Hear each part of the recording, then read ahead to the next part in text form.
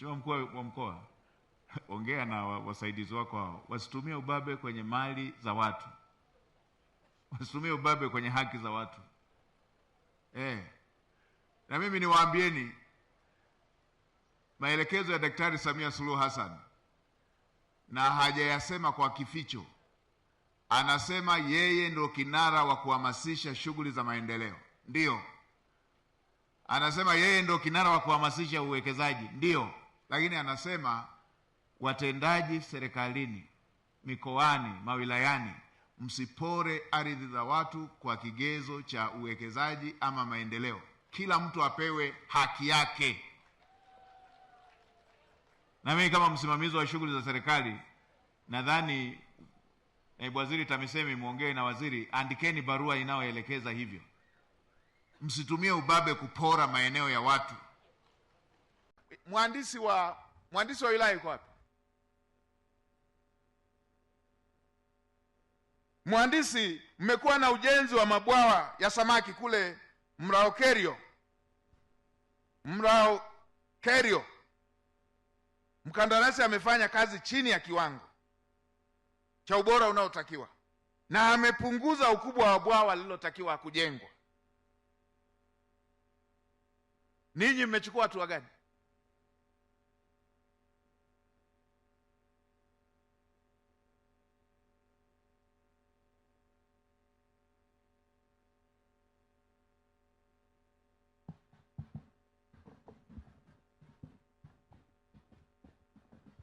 Asante Mheshimiwa Waziri Mkuu.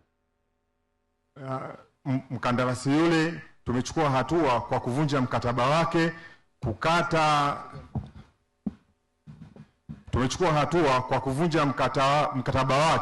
kukata hasara zote alizotusababishia na kuendelea na mradi ule kwa njia ya force account. Nani aliruhusu abadilishe maelekezo ambayo mlimpa? Hakuna aliyeruhusu maelekezo, Mheshimiwa. Ninyi mnakuwa wapi mpaka anatekeleza tofauti na kilichokuwa kimeelekezwa?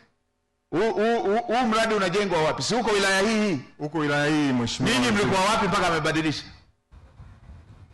Mpaka linagundulika jengo limeshakamilika.